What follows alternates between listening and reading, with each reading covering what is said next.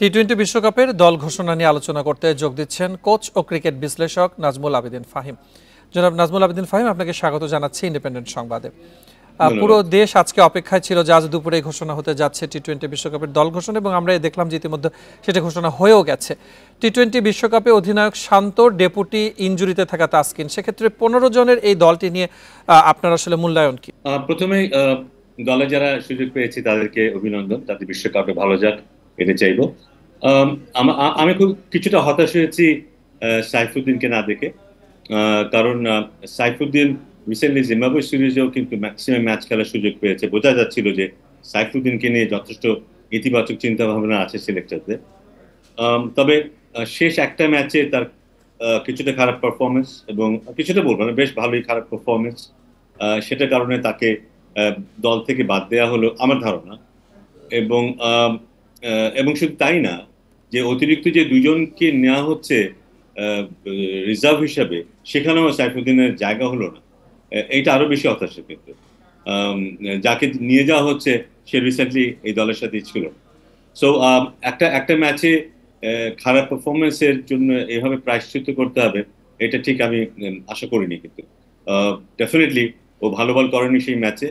তার ব্যাপারটা যদি এমন হতো, টু বি অনেস্ট, যে ওর শক্তির জায়গাগুলোকে ও ব্যবহার করেছে, কিন্তু সেটা সেটা ভালোভাবে কার্যকর করতে পারেনি। ফর এক্সাম্পল, ও ইয়র্কারটা খুব ভালো করে, শেষ ওভারে অনেকগুলো রান দিয়েছে, সেখানে ও ইয়র্কার একবারই ট্রাই করেনি। যদি এমন হতো ইয়র্কার ট্রাই করতে গিয়ে হাফ বলি হচ্ছে, ফুল টস হচ্ছে, তাহলে হয়তো এই কথাটা আসতে পারতো যে না, ওই জায়গাটা ওই স্কিলটা ওর এখন আর নেই, ওকে বোধহয় আমরা নিতে পারবো বা কনসিডার করতে পারবো।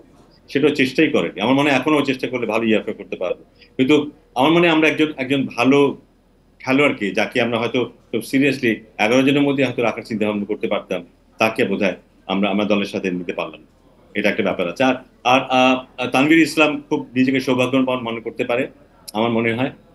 কারণ মেহেদী মিরাজ আমার কাছে এখনো মনে হয় ইজ ভেরি আনলাকি। কারণ ওর মধ্যে যে লড়াকু ব্যাপারটা আছে, ওর সবকিছু মিলিয়ে ওর ফিল্ডিং, ব্যাটিং, বোলিং এ হয়তো কিছুটা কিছুটা হয়তো পিছিয়ে থাকতে পারে, আমি জানি না। তবে সবকিছু মিলিয়ে ও নিজেকে আনলাকি ভাবলে আমি আমি খুব অবাক হব।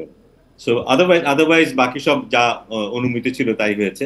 এবং জি জনাব নাজমুল আবেদিন ফাহিম, যেটি আপনি বলছিলেন যে অভিজ্ঞ খেলোয়াড় সাইফুদ্দিনের বাদ পড়াটা একেবারে একটা শকিং ব্যাপার হয়ে দাঁড়াচ্ছে, এবং একটি ম্যাচ দিয়ে কেবলমাত্র তাকে এই মূল্যায়ন হয়তো করা হয়েছে যেটি আপনি ধারণা করছিলেন।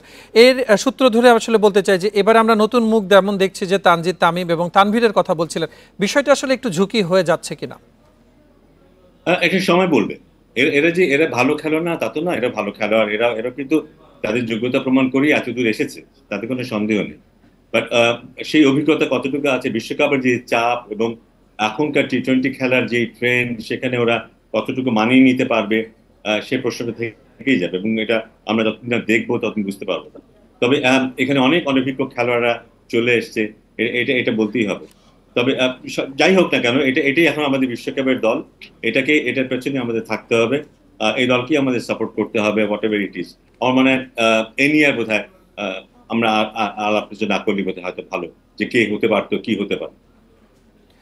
সেক্ষেত্রে আরে সর্বশেষ যেটি আমি বলতে চাই, যে স্ট্যান্ড বাই যেখানে আফিফ এবং হাসান মাহমুদ আছে, যাদেরকে নিয়ে আপনি বলছিলেন যে এই দলে হয়তো সাইফুদ্দিনের সুযোগ পাওয়া দরকার ছিল, 25 মে পর্যন্ত দল পরিবর্তন করার একটা সুযোগ বিসিবির হাতে রয়েছে। সেক্ষেত্রে আসলে পরিস্থিতি বুঝে পরবর্তীতে বিসিবি এই ধরনের কোনো সিদ্ধান্তে আসবেন কিনা?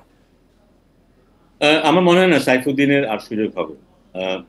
আমার ধারণা শেষ ম্যাচটা হারার দায় বোধহয় তাকেই নিতে হচ্ছে, এবং সেটার জন্যই তাকে একটা বড় প্রায়শ্চিত্ত করতে হলো, এবং ভবিষ্যতেও হয়তো করতে হবে।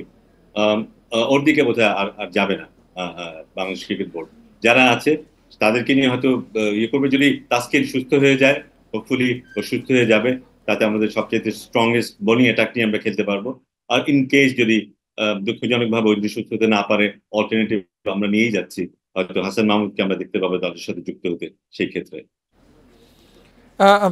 পরিশেষে যেটি জানতে চাইবো, যে আমরা বোলারদের পারফরমেন্স নিয়ে তাদের নির্ধারণ করা বা তাদেরকে এই দলে তাদেরকে আসার বা অবস্থানটা আমরা দেখলাম, সেক্ষেত্রে আসলে ব্যাটিং অর্ডার নিয়ে আপনি কি পরামর্শ দেবেন?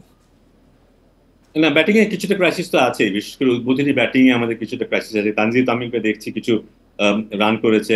আহ, তাও আমি বলবো যে যথেষ্ট অভিজ্ঞ এখনো নয়ও। অভিজ্ঞ কারো কিন্তু ভালো খেলাটা জরুরি, কিন্তু অভিজ্ঞ যারা আছে তাদের ভালো খেলাটা জরুরি। কারণ ইন কেস এদিক ওদিক হয়ে গেলে তারাই তাদের অভিজ্ঞতা দিয়ে সেগুলো ম্যানেজ করতে পারবে।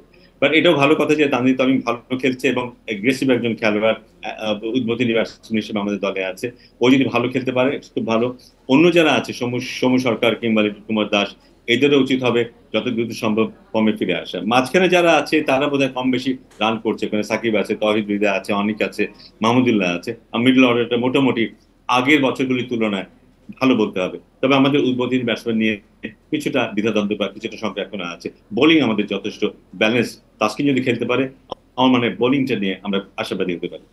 আমরাও আশা করছি বাংলাদেশ দল অবশ্যই কাঙ্ক্ষিত ফলাফল অর্জন করবে। আপনাকে অসংখ্য ধন্যবাদ জানাচ্ছি আমাদের সাথে আলোচনায় অংশ নেবার জন্য।